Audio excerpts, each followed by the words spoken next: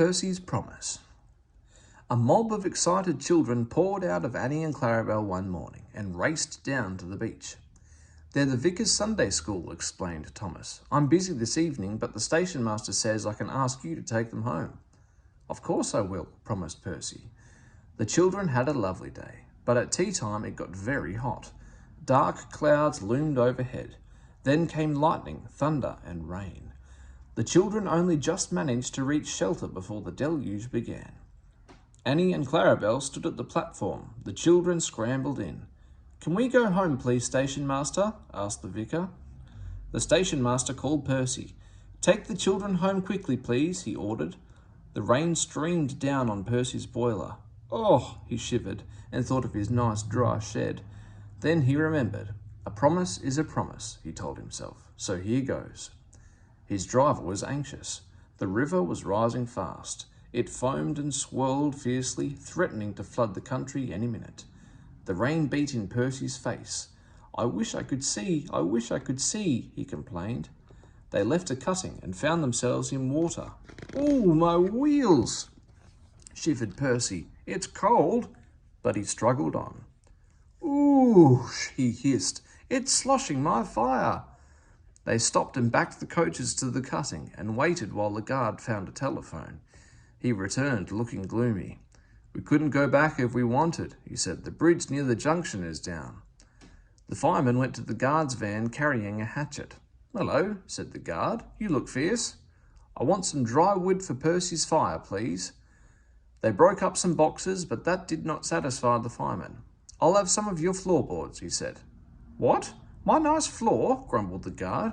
"I only swept it this morning." But he found a hatchet and helped. Soon they had plenty of wood stored in Percy's bunker. His fire burnt well now. He felt warm and comfortable again. Buzz, buzz, buzz. "Oh dear," thought Percy sadly. "Harold's come to laugh at me." Bump!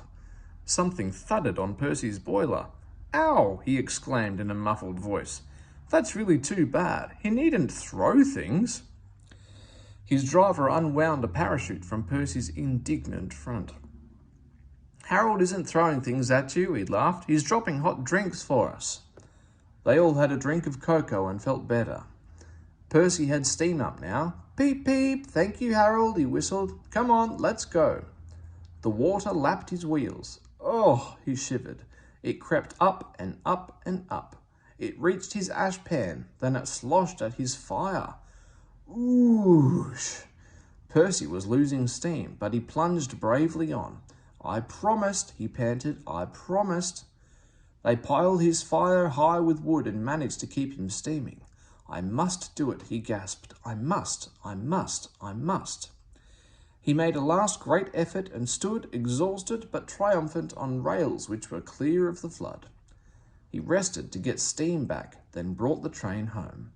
"3 cheers for Percy," called the vicar, and the children nearly raised the roof. The fat controller arrived in Harold. First he thanked the men. "Harold told me you were a wizard, Percy. He says he can beat you at some things," Percy snorted, "but not at being a submarine," he chuckled. "I don't know what you've both been playing at, and I won't ask, but I do know that you're a really useful engine." "Oh, sir," whispered Percy happily.